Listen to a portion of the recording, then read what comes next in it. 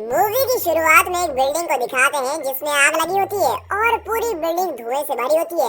हमारा हीरो किम उस बिल्डिंग से एक बच्ची को बचाता है और उसे एक रस्सी की मदद से ला रहा है। तभी उस रोप में भी आग लग जाती है और किम का साथी उसे अपना हाथ पकड़ने को कहता है, पर इतने में रस्सी पूरी तरह से जल जाती है और वे दोनों एक धड़ करके नीचे गिर जाते हैं। तभी हमें किम के गिरने का स्लो मोशन दिखाते हैं। गिरते वक्त उसकी आंखों के सामने बचपन से लेकर अब तक उसकी लाइफ में जो भी हुआ होता है वो सारे दृश्य आते हैं। नीचे गिरकर उसकी आंखें खुल जाती हैं और वो सोचता है शुक्र है मुझे कुछ नहीं हुआ, और वो देखता है कि वो बच्ची भी सुरक्षित होती है और अपने पेरेंट्स के पास भाग रही होती है। अब वो उठता है और उस बच्ची के पास जाकर उसका नाम पूछता है कि आपका नाम क्या है, पर कोई इसको देखता ही नहीं। वो हैरान हो जाता है कि मुझे कोई देख क्यों नहीं रहा। इतने में कोई उसका नाम पुकारता है, शायद उसी बच्ची ने मुझे बुलाया होगा। ऐसा सोचकर वो उस लड़की से कहता है, मेरा नाम किम है, तुम्हारा नाम क्या है बेटी।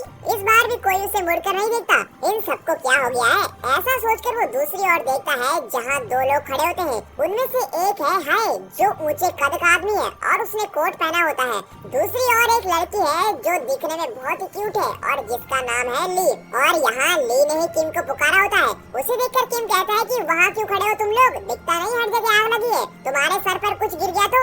एक तरफ किम ये सब कह रहा होता है और दूसरी ओर दिखाते हैं कि किम के सारे साथी वहाँ दुर्घटना में मरे हुए अपने साथी को घेर कर मातम मना रहे हैं और वो मरा हुआ आदमी और कोई नहीं वो किम ही होता है। ये देखकर किम चौंक जाता है, पर हे और ली ऐसे खड़े होते हैं जैसे उन्हें इन सबसे कोई फर्क ही नहीं पड़ता। तभी ली कहती है कि हम कुल मिलाकर 3 लोग हैं। मरने के बाद जब तुम परलोक पहुंचोगे तब वहाँ 49 दिन तुम पर 7 केसेस चलेंगे और उन 7 केसेस में हम तीनों तुमको बचाएंगे और तुम्हें पुनर्जीवन दिलाएंगे।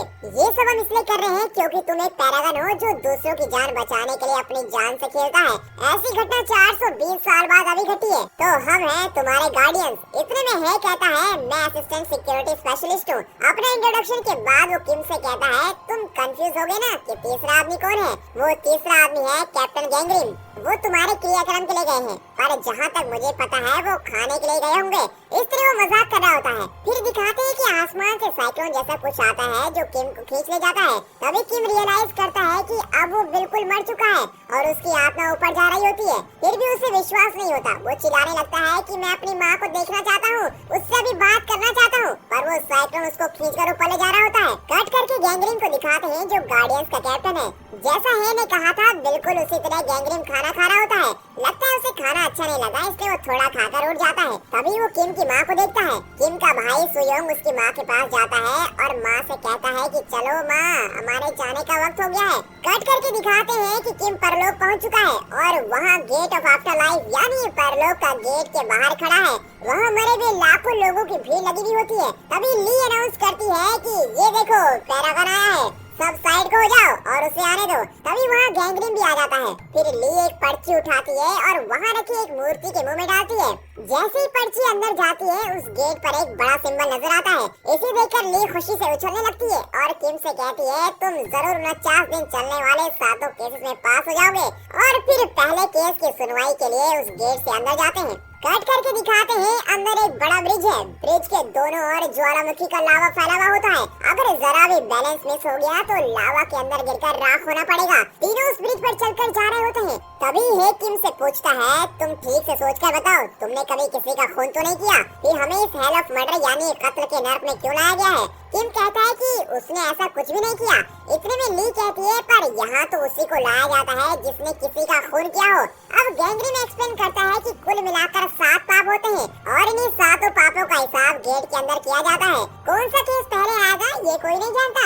ये सिर्फ कोइंसिडेंस की बात है कि किम को पहले कत्ल के नर्क में लाया गया है। तभी किम कहता है कि मैंने तो कीड़े मकोड़ों तक को कभी कोई नुकसान नहीं पहुँचाया है। इतने में गैंगरिन कहता है, खून का मतलब ये नहीं कि तुम डायरेक्ट किसी को मार डालो। अगर तुम्हारे किसी भी काम से किसी की जान गई हो तो वो भी खून ही माना जाएगा। तभी ली आंखें बंद करके किम के सारे कर्मों को स्कैन करके देखती है। अभी पता चल जाएगा कि तुमने किसी का खून किया है या नहीं। कट करके हमें एक फ्लैशबैक दिखाते हैं जिसमें किम अपने साथ काम करने वाले एक आदमी को मरने से बचा नहीं पाता। इस तरह किम उस आदमी का मौत का कारण बन गया होता है। अब कट करके दिखाते हैं जहाँ किम खड़ा होता है वहाँ एक सर्कल बनता है और वो जगह अलग होने लगती है। नीचे लावा भरा हुआ होता है और उसमें कई लोग गिरकर तड़प रहे होते हैं। उनमें से कई लोग किम के पास आकर उससे मदद मांगते हैं कि प्लीज हमारी मदद कीजिए। किम के लिए मदद करना कोई नई बात तो थी नहीं और वो खुशी से उन लोगों की मदद करने की कोशिश करता है। तभी वहाँ कत्ल का देवता यानी पहला जज प्रकट होता है और किम से पूछता है तुमने इन लोगों को बचाने की जरूरत कैसे की। उसकी गरजती हुई आवाज को सुनकर वो किम गिड़गिड़ाने लगता है। कत्र के देवता के पास दो वकील भी होते हैं। उनमें से एक बूढ़ा होता है जो देवता को बताता है कि इस आदमी ने अपने साथ काम करने वाले आदमी को भी नहीं बचाया, इसी की वजह से वो ऑफिसर मर गया था। ये बेशक एक बहुत बड़ा जुर्म है माय लॉर्ड। इस तरह वो फिल्मी वकीलों जैसा डायलॉग बोल रहा होता है। अब दूसरे वकील को दिखाते हैं जो मोटा होता है और देखने में बहुत खाते पीते खानदान का लगता है। उसे कहीं पर भी सो जाने की आदत होती है। अब बूढ़ा वकील आवाज देकर उस मोटे को उठाता है। वो भी नींद से उठकर रटा हुआ डायलॉग बोलता है कि यस योर ऑनर, ये अपने साथी की मौत का कारण बना है और इसे कम से कम 50 साल की सजा तो होनी चाहिए। अब कत्र का देवता गुस्से में आकर कहता है पता नहीं तुम वकील कैसे बन गए। वो आदमी एक पैरागन है जो अपनी जान पर खेलकर दूसरों की जान बचाता है और इसलिए इसे कम से कम सजा मिलनी चाहिए। क्या तुम्हें इतना भी नहीं मालूम? मोटा वकील बहुत शर्मिंदा होता है और अब 50 की जगह 5 साल की सजा के लिए रिक्वेस्ट करता है। अब किम के गार्डियंस उसके पक्ष में बोलते हैं ऑब्जेक्शन योर ऑनर। ऐसा कहकर गैंगरेन अपनी आर्गुमेंट शुरू करता है। तभी हमें फिर से एक फ्लैशबैक दिखाते हैं जिसमें किम का साथी ऑफिसर उससे कहता है कि तुम मेरी फिक्र छोड़ो और दूसरे लोगों को जान बचाने की कोशिश करो। इसके बाद किम उस ऑफिसर को वहीं छोड़कर जाता है और उस फायर एक्सीडेंट में फंसे हुए 8 लोगों की जान बचाता है। गैंगरेन में सारी डिटेल्स कत्र के देवता को बता रहा होता है। ये सुनकर कत्र का देवता कन्विंस हो जाता है और कहता है तुमने अपने साथी को नहीं बचाया, ये तुम्हारी गलती जरूर थी। और उस दिन तुमने 8 लोगों को जो बचाया इससे मैं काफी खुश हूँ और तुम्हारी कोई गलती थी भी नहीं। इस पहले इम्तिहान में तुम पास हो और तुम अगले केस की सुनवाई के लिए आगे बढ़ सकते हो। अब कट करके दिखाते हैं कि किम और उसके गार्डियंस अगले केस के लिए दूसरे देवता के पास जा रहे होते हैं। तभी ली कहती है अगले केस में तो तुम बहुत आसानी से पास हो जाओगे क्योंकि अब हम जिनके पास जा रहे हैं वो है 80 लोगों को सजा देने वाली देवी। पर तुम तो अपनी ड्यूटी के लिए हमेशा बहुत दौड़ भाग करने वाले आदमी हो, इसलिए तुम इस इम्तिहान में आसानी से पास हो जाओगे और कोई दिक्कत भी नहीं होगी। एक्चुअली तुम हमारे 48वें पैरागन हो। अगर हम तीनों ने 49 पैरागन को पुनर्जीवन दिलवा दिया तो हमें भी पुनर्जीवन मिल जाएगा। ली की इन्हीं बातों के बीच वो लोग अगले देवता के गेट पर पहुंच जाते हैं। अंदर जाकर किम के गार्डियंस उसकी खूब प्रशंसा करते हैं कि किम ने सभी की मदद की है। उसने अपने बारे में नहीं सोचा, वो हमेशा दूसरों की भलाई करता है, अपनी ड्यूटी में भी खूब मेहनत करता है, एक्सेट्रा एक्स्ट्रा बोलते रहते हैं। ये सारी बातें सुनकर वहाँ की देवी कहती है तुम्हें कोई सजा नहीं मिलेगी। तुम जैसा अच्छा और मेहनती आदमी मैंने आज तक नहीं देखा। तुम्हारी तो यहाँ एक मूर्ति खड़ी करनी चाहिए। देवी शायद कुछ ज्यादा इम्प्रेस हो गई होती है। फिर वो किम से पूछती है तुमने ये सब क्यों किया? अब किम तो दूध का धुला हुआ है और सच के सिवा उसको कुछ बोलना आता नहीं। वो कहता है कि मैंने ये सब पैसों के लिए किया था। बस फिर क्या? गार्डियंस की सारी मेहनत पर पानी फिर गया होता है। देवी गुस्से में आकर कहती है सिर्फ पैसों के लिए तुमने ये सब किया, तुम्हें सजा जरूर मिलेगी। ऐसा कहकर वो उस लड़की की बोट को अलग कर देती है जिस पर किम खड़ा हुआ होता है। वो अकेला उस पर बहुत दूर जा रहा होता है। वो जिस ओर जा रहा होता है वहाँ भारी पत्थरों से बनी एक मशीन चल रही होती है जिसके नीचे हजारों लोग कुचल रहे होते हैं। उसे देखकर किम बहुत घबरा जाता है। तभी गैंगरेन और हे उसे बचा लेते हैं और उस देवी से पूरी बात बताते हैं कि उसने ऐसा क्यों किया था। एक्चुअली किम की माँ बहुत बीमार थी। इतना ही नहीं, उसके भाई की कॉलेज फीस भी बहुत ज्यादा थी, इसलिए किम को दिन रात एक करके काम करना पड़ता था। इसलिए उसने कहा था कि वो पैसों के लिए ये सब कर रहा था। इस तरह किम की गार्डियंस उस देवी को पूरी कहानी विजुअल में दिखाते हैं। विजुअल देखकर देवी फिर से मेहरबान हो जाती है और कहती है बच्चे तुम सचमुच अच्छे इंसान हो, लो मैं तुम्हें इस एग्जाम में पास करवाती हूँ।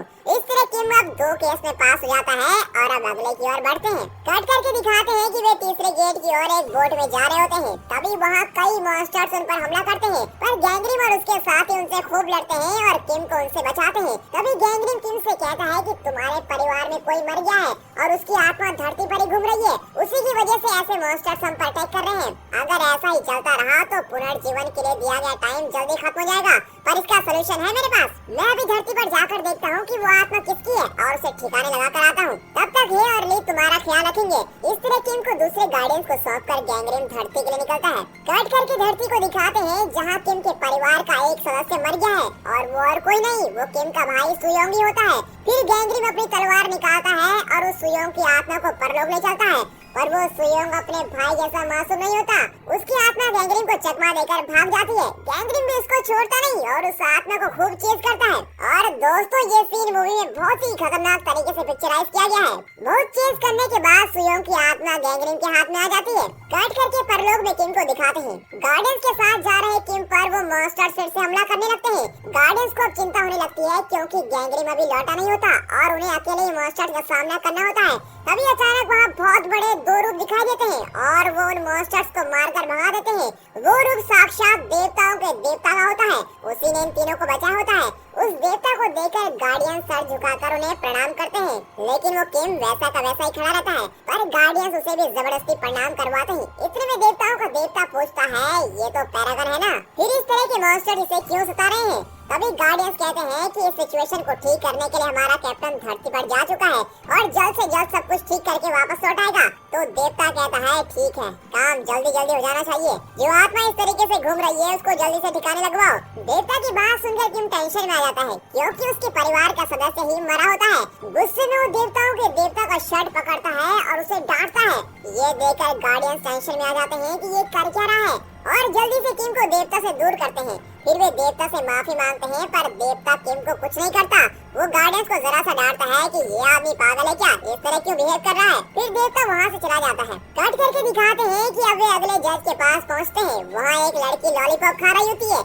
एक्चुअली वही यहाँ की देवी है जो दूसरों को धोखा देने वालों के केस की सुनवाई करती है और वहाँ भी एक वकील होता है। वो किम को फंसाने की पूरी कोशिश करता है और कहता है, इस आदमी ने एक छोटी बच्ची के साथ धोखा किया है। ये उस बच्ची को उसके डैडी की तरह लेटर्स भेजता रहा। एक नहीं, दो नहीं, पूरे 98 लेटर्स भेज चुका है। इसी एक वजह से इस आदमी को सजा मिलनी चाहिए। किम भी मान जाता है और कहता है, हाँ वो बहुत छोटी बच्ची थी, इसीलिए उसका दिल रखने के लिए मैंने उसे लेटर्स भेजे थे। इस पर लॉलीपॉप वाली देवी जो खुद बच्ची है वो किम को सजा सुनाती है। सजा ये होती है कि किम का जीभ काट दिया जाए। गार्डियंस कुछ भी नहीं कर पाते और गैंगरेन भी अभी धरती से नहीं लौटा था। अब गार्डियंस किसी तरह गैंगरेन को कांटेक्ट करते हैं। गैंगरेन अपना माइंड ली के माइंड से लिंक करता है और उसके द्वारा बोलने लगता है। वो कहता है कि हमें ये केस लड़ने का एक आखिरी मौका दीजिए। किम ने न सिर्फ उस लड़की को लेटर्स भेजे थे बल्कि अपने खुद की माँ को भी 15 साल तक एक छोटे लेटर्स भेजता रहा। उन लेटर्स को पढ़ते पढ़ते इसकी माँ, जिसे डॉक्टर्स भी जवाब दे चुके थे, वो बिल्कुल ठीक हो गई थी और घर से दूर रहकर भी अपनी माँ को खुश रखने के लिए उन्हें झूठे लेटर्स लिखता रहा कि माँ मैं बहुत खुश हूँ, मेरी शादी हो चुकी है और मैं बहुत अच्छी जिंदगी जी रहा हूँ। ये सब पढ़कर इसकी माँ बहुत खुश हो गई थी। बिल्कुल इसी तरह का असर उस छोटी बच्ची पर भी था जिसको इसने लेटर्स लिखे थे। अपने पापा के मर जाने के बाद वो बहुत दुखी थी। इसके लेटर्स पढ़कर वो बहुत खुश होती थी और अपने दुख से बाहर आ गई थी। इसी तरह से गैंगरेन किम की पूरी सच्चाई बताता है। सारी सच्चाई सुनकर लॉलीपॉप देवी कहती है, किम तुम सच में बहुत भले मानुस हो, तुम्हें अभी यहाँ से पास करवाती हूँ और तुम अगले केस की तरफ बढ़ सकते हो। कट करके एक जंगल को दिखाते हैं जहाँ तीनों चल रहे हैं। तभी वहाँ गैंगरेन पहुँचता है और किम से कहता है, मैंने तुम्हारी माँ को देखा और वो बिल्कुल ठीक है, तुम्हारा भाई भी बिल्कुल ठीक है। ये सुनकर किम खुश हो जाता है कि चलो भाई शुक्र है मेरे परिवार में किसी को कुछ नहीं हुआ। तभी गैंगरेन दोनों गार्डियन से कहता है कि सुयोंग मर गया है पर ध्यान रखें कि किसी को इस बात की खबर न हो। ऐसा कहकर वो फिर से धरती के लिए रवाना हो जाता है। कट करके दिखाते हैं कि सुयोंग के साथ क्या हुआ था। सुयोंग एक सोल्जर होता है। वो रात को एक वॉच टावर पर खड़ा उस एरिया को गार्ड कर रहा होता है। उसके साथ एक जूनियर सोल्जर भी होता है जो बहुत डरा हुआ होता है। सुयोंग उसकी हिम्मत बढ़ाता है और उसे मोटिवेट करते हुए उसे गले लगाता है पर तभी वो जूनियर सोल्जर गलती से गन का ट्रिगर दबा देता है। सुयोंग को गोली लगती है और उसके मुंह से भी खून निकलने लगता है। इस हालत में भी वो अपने जूनियर को बचाना चाहता है और कहता है, तुम सिर्फ कर्नल को फोन कर दो, दूसरे किसी को कुछ भी मत बताना वरना तुम मुश्किल में फंस जाओगे। फिर कर्नल वहाँ पहुँचता है और सुयोंग को देखकर वो घबरा जाता है क्योंकि उसी ने दोनों को यहाँ खड़ा किया था। उसे इस बात का भी डर था कि इस पर इंक्वायरी होगी कि उसने जूनियर सोल्जर को ऐसी रिस्की जगह को गार्ड करने के लिए क्यों रखा था। इन सब बातों से बचने के लिए उस जूनियर सोल्जर के साथ मिलकर वो एक प्लान करता है कि सुयोंग को कहीं दफना देना चाहिए। कट करके किम को दिखाते हैं। अब वो तीनों अटलांटिक जैसी किसी बर्फीली जगह पर चल रहे होते हैं। तभी अचानक वहाँ स्नो स्टॉर्म होने लगता है और कई अड़चने भी आने लगती है। किम पूछता है, मेरे परिवार में तो सब ठीक है पर इस तरह की अड़चने क्यों आ रही है? वहाँ एक रोप कार नजर आती है और तीनों उस पर चढ़ जाते हैं। कट करके फ्लैशबैक में सुयोंग को दिखाते हैं। वो मरा नहीं, अभी भी जिंदा होता है पर कर्नल और जूनियर सोल्जर ये नहीं जानते कि वो जिंदा ही है और उसको दफना देते हैं। फिर वे उसकी माँ के पास जाते हैं और कहते हैं कि आपका बेटा कहीं भाग गया है, आर्मी में ज्वाइन करने के बाद न जाने वो कहाँ भाग गया। इस तरह झूठ पे झूठ बोलकर वो उसकी माँ को दुखी कर रहे होते हैं। ये फ्लैशबैक देखकर गैंगरिन को भी अपना फ्लैशबैक दिखने लगता है। बिल्कुल इसी तरह गैंगरिन के पिता भी किसी युद्ध में लाशों के बीच जिंदा गड़ गए थे। उनकी इस तरह की मौत से गैंगरिन की माँ भी बहुत रोई हुई होती है। कट करके हेल ऑफ इनजस्टिस यानी अन्याय के नर्क को दिखाते हैं। यहाँ उन लोगों को सजा दी जाती है जो अपने स्वार्थ के लिए दूसरों को धोखा देते हैं। ऐसे लोगों को यहाँ एक कांच के बॉक्स में बंद करके फ्रीज कर देते हैं और उन्हें बहुत टॉर्चर किया जाता है। ये सारी डिटेल्स ली बता रही होती है। कट करके अगले सीन में तीनों को एक रोड कार में जाते हुए दिखाते हैं। तभी न जाने हेकिल ख्यालों में खो जाता है और वो किम को बता देता है कि उसका भाई मर चुका है। ये सुनकर किम चौंक जाता है। उसी वक्त उस रोप कार का रोप कट जाता है और कार एक तरफ से लटक जाती है। अपना किम तो फायर फाइटर है, वो बड़ी खूबी से खुद को और अपने गार्डियंस को बचा लेता है। अब वो ठान लेता है कि वो पुनर्जीवन पाकर रहेगा। कट करके दिखाते हैं कि अब गैंगरिन उस जगह पर खड़ा होता है जहां सुयोंग को दफनाया गया था। तभी हे आता है और पूछता है कि आप यहाँ क्या कर रहे हैं? उस आत्मा को मिटाना ही तो आपका काम है, पर यहाँ बेकार वक्त क्यों बर्बाद कर रहे हैं? उसका गुस्सा देखकर गैंगरिन भी गुस्से में आ जाता है और फिर दोनों में झगड़ा हो जाता है। गैंगरिन चिल्लाता है कि यहाँ मैं सीनियर हूँ या तुम्हें मेरे ऑर्डर्स मानने पड़ेंगे। मुझसे सवाल करने का तुम्हें कोई हक नहीं। अपना काम मैं अच्छी तरह जानता हूँ और तुम अब जाओ और अपना काम संभालो। हे भी बिना सवाल किए वहाँ से चला जाता है। कट करके दिखाते हैं कि किम और गार्डियंस अगले गेट के अंदर जा रहे हैं। ये जगह हेल ऑफ बिट्रायल यानी विश्वासघात का नर्क है। यहाँ भी एक देवी जज है। एक पैरागन होने के नाते किम को यहाँ फ्री पास मिल जाता है। इस इम्तिहान में भी किम बिना ज्यादा मेहनत किए पास हो जाता है। कट करके दिखाते हैं कि गैंगरिन धरती पर उस जूनियर सोल्जर को देखता है जिसने गलती से सुयोंग पर गोली चलाई थी। कर्नल ने उस सोल्जर को कुछ दिन की छुट्टी दी होती है और पैसे दे दिए होते हैं और कहता है जाओ मजे करो, तब तक यहाँ सब ठीक हो जाएगा और तुम्हारा जी भी हल्का हो जाएगा।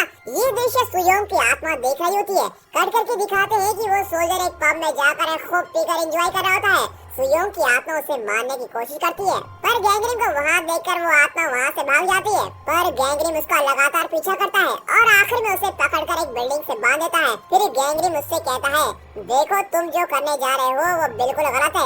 अगर तुम बदला न लेने का वादा करो तो मैं तुम्हें पुनर्जीवन दिला सकता हूँ। तुम कुछ दिन सब्र करो। आत्मा कहती है मैंने कितनी तकलीफें सही है इसका तुम्हें बिल्कुल भी अंदाजा नहीं है। मैं तो उन लोगों से बदला जरूर लूंगा। ऐसा कहकर वो आत्मा फिर से एक बार गैंगरिन से बचकर भाग जाती है। कट करके उस सोल्जर को दिखाते हैं जो सीधे कर्नल के पास वापस जाता है और कहता है मुझसे ये सब नहीं होगा, मैं बहुत ही गिल्टी फील कर रहा हूँ, मैं मर जाना चाहता हूँ। कर्नल उसे डांटता है तुम ये क्या बकवास कर रहे हो, ये उतना बड़ा पाप भी नहीं जितना तुम समझ रहे हो। इस तरह उसे समझाकर वहाँ से भेज देता है। ये सब कुछ सुयोंग की आत्मा देख रही होती है। कट करके किम और गार्डियंस को दिखाते हैं। गैंगरिन कह रहा होता है कि सुयोंग की आत्मा बहुत जिद्दी है। यहाँ सब कुछ ठीक चलने के लिए ये जरूरी है कि उसकी आत्मा को खत्म कर दिया जाए। ये सुनकर किम दौड़कर चला आता है और गैंगरिन के पैरों पर गिरता है कि प्लीज मेरे भाई को कुछ मत करना, उसे भी यहाँ लाकर पुनर्जीवन दिला दीजिए ना। इस तरह किम गैंगरिन से विनती करने लगता है। कट करके दिखाते हैं कि धरती पर रात हो चुकी है। तब वो जूनियर सोल्जर किम के घर जाता है और किम की माँ के सामने शराब पीने लगता है। ये देखकर किम की माँ दरवाजा बंद कर देती है। फिर वो सोल्जर एक पर्ची घर के अंदर डालकर वहाँ से भाग जाता है। किम की माँ उसे खोलती है तो उसमें एक मैप होता है जिसमें एक जगह पर एक्स मार्क होता है और एक्स मार्क वाली जगह पर सुयोंग को दफनाया गया था। कट करके दिखाते हैं कि जूनियर सोल्जर खुद को फांसी लगाने की कोशिश कर रहा होता है। ये दृश्य गैंगरिन और सुयोंग की आत्मा दोनों ही देख रहे होते हैं। तब सुयोंग उस सोल्जर के बारे में समझ जाता है और उसे यकीन हो जाता है कि इसने अनजाने में ही गोली चलाई थी और उस घटना के बाद बेचारा बहुत ही पछता रहा होता है। इससे मैं मरने नहीं दूंगा। ऐसा सोचकर सुयोंग की आत्मा गैंगरिन से उस आदमी को किसी तरह बचाने को कहती है। तब गैंगरिन उससे कहता है कि मुझसे प्रॉमिस करो कि तुम मेरी बात मानोगे तभी मैं इसे बचाऊंगा। सुयोंग की आत्मा मान जाती है। फिर गैंगरिन उस सोल्जर को बचा लेता है। कट करके दिखाते हैं कि किम को हेल ऑफ आइसलैंड आया गया है। यहाँ पत्थर के दो रूप खूब लड़ रहे होते हैं। उनमें से एक पत्थर बड़ा है और दूसरा छोटा है। बड़ा पत्थर छोटे पत्थर को खूब पीटा होता है। इस दृश्य का मतलब ये है कि बचपन में किम ने अपने छोटे भाई को खूब पीटा होता है। तब उसकी माँ बहुत बीमार थी। उस वक्त किम ने अपनी माँ की जान लेने की कोशिश भी की थी। सुयोंग ने उसे रोकने की कोशिश की होती है और इसी वजह से किम ने सुयोंग को खूब पीटा होता है। भाई को खूब पीटकर किम घर छोड़कर भाग गया होता है। ये सब जानने के बाद हेल ऑफ आइसलैंड का देवता कहता है इसको तो सजा जरूर मिलनी चाहिए। फिर किम को सजा के लिए तैयार किया जाता है। अब ली गैंगरिन से मदद मांगती है और गैंगरिन फिर से उसके माइंड से लिंक करता है और ली के माध्यम से बोलने लगता है वो कहता है कि ये हमारा लास्ट गेट नहीं है, इसके आगे भी एक गेट है जिसे हमें पार करना है। इन इल्जामों का हिसाब किताब हम उस 7वें आखिरी गेट पर कर लेंगे। देवता गैंग्रीन की यह बात मान जाता है और कहता है कि अगर उस आखिरी गेट पर ये सारे इल्जाम सही साबित हुए तो किम की सजा दुगनी हो जाएगी। और यही नहीं, तुम तीनों को भी कभी पुनर्जीवन नहीं मिलेगा और तुम्हारी सारी पावर छीनी जाएंगी। गार्डियंस कुछ देर सोचते हैं और आखिर में फिर मान ही जाते हैं। काट करके धरती पर गैंग्रीन को दिखाते हैं। वो सुयोंग की आत्मा को उसी के शरीर में जाने को कहता है। उसकी आत्मा वैसे ही करती है और सुयोंग जिंदा हो जाता है। काट करके किम की माँ को दिखाते हैं जो उस मैप को लेकर सुयोंग को ढूंढ रही होती है। वो कर्नल के पास जाती है और उसे मैप दिखाकर कहती है मेरा बेटा कहीं नहीं भागा है, वो इसी जगह पर है। इस पर कर्नल शॉक हो जाता है और वो किम की माँ को वहाँ से भगाने की कोशिश करता है। ये देखकर सुयोंग क्या चुप बैठने वाला था, वो फिर से आत्मा का रूप ले लेता है और कर्नल को साइक्लोन की तरह अटैक करने लगता है। गैंग्रीन भी उसे कंट्रोल नहीं कर पाता और हे को अपनी मदद के लिए बुलाता है। दोनों मिलकर बड़ी मुश्किल से सुयोंग को शांत करवाते हैं। कट करके दिखाते हैं कि अब किम आखिरी गेट के अंदर जा चुका है। यहाँ का जज है देवताओं का भी देवता। ये वही देवता है जिसकी शर्ट पकड़कर किम ने बुरी तरह से उसको डांटा होता है और यही आखिरी जज भी होता है और वो किम को झट से सजा सुनाने लगता है। गैंग्रीन पूछता है हे देवता, बिना सुनाए कि आप सजा कैसे सुना सकते हैं? तो देवता कहता है इसने अपनी माँ की जान लेने की कोशिश की थी।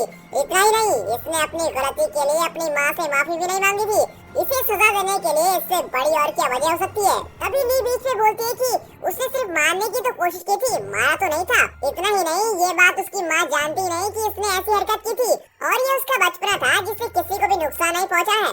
देवता बिगड़ जाता है और कहता है कि कौन कहता है उसकी माँ को नहीं पता। उसकी माँ उस वक्त होश में थी पर दिल से वो माँ उसी वक्त मर चुकी थी जब उसे पता चला होगा कि उसका बेटा उसकी जान लेने की कोशिश करता है। मैं इसे जरूर सजा दूंगा। इन सब के बीच किम को जब पता चलता है कि उसकी माँ उस वक्त होश में थी और उसकी सारी हरकतें देख रही थी, उसका तो पूरा शरीर सुन्न हो जाता है। वो चीख चीख कर रोता बिलखता हुआ देवता के पैर में गिर पड़ता है और उससे कहता है मुझे किसी तरह मेरी माँ से मिलवा दीजिए प्लीज, मैं उनसे माफी मांगना चाहता हूँ, ये मेरी आखिरी ख्वाहिश है। उसका रोना धोना देवता को जरा भी कन्विंस नहीं करता और वो कहता है तुम्हारे पास 15 साल का टाइम था पर तुमने अपनी माँ से माफी मांगने के लिए कुछ पल भी नहीं निकाल पाए। मरने के बाद तुम सोच रहे हो कि माँ से माफी मांगनी है। ऐसा कहकर देवता किम पर बहुत ही गुस्सा होता है। काट करके दिखाते हैं कि सुयोंग और गैंग्रीन नीचे धरती से किम और देवता की बातें सुन रहे होते हैं। काट करके देवताओं के देवता को दिखाते हैं जिसके चारों ओर भूकंप हो रहा होता है। तभी वहाँ की मिट्टी में किम की माँ का रूप दिखता है।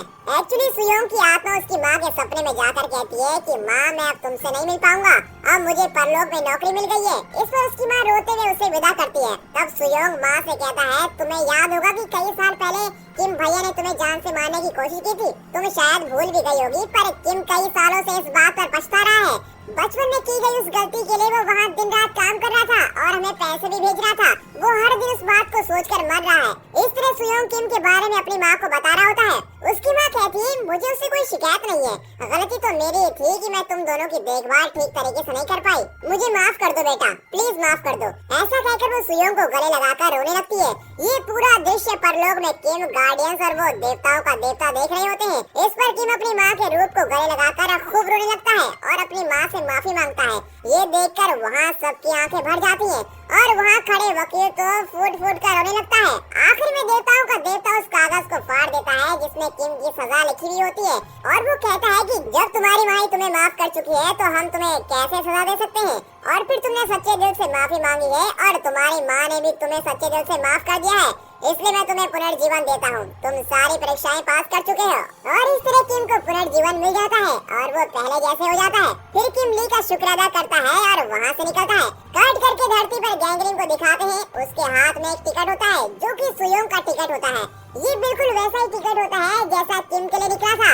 ये देखकर ही चौंक जाता है और कहता है इसको भी पैरागन का टिकट देंगे आप? अगर इस सुयोंग को पैरागन के टिकट पे हम परलोक में ले गए तो हमें पहले गेट में भी एंट्री नहीं मिलेगी और हमें वहाँ से बाहर भगा देंगे, और आप हैं कि इसको पैरागन वाला टिकट देना चाहते हैं। इस तरह वो गैंग्रीन की टांग खींचता है। इस पर गैंग्रीन कहता है मैं तुम्हारा सीनियर हूँ, याद है कि नहीं? यहाँ सिर्फ मैं ऑर्डर दे सकता हूँ और तुम्हारा काम है सिर्फ उसे फॉलो करना। इस पर हे बिगड़ कर कहता है ये पहली बार है जब मैं आपको उल्टा जवाब दे रहा हूँ, इससे पहले मैंने आपकी कभी बात टाली है क्या?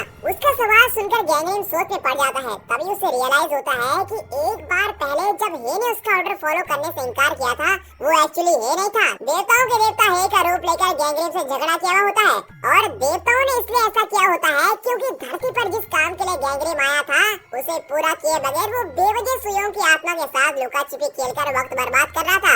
ये बातें अब गैंग्रीन साफ साफ समझ जाता है। कट करके किम की माँ को दिखाते हैं, उसके नाम एक पार्सल आया होता है और उस पार्सल को गैंग्रीन डिलीवर करता है। उस पार्सल में एक राइस कुकर होता है जो किम ने अपनी माँ के लिए खरीदी थी। कुकर के अंदर एक चिट्ठी होती है जो किम ने आखिर में अपनी माँ को लिखी थी।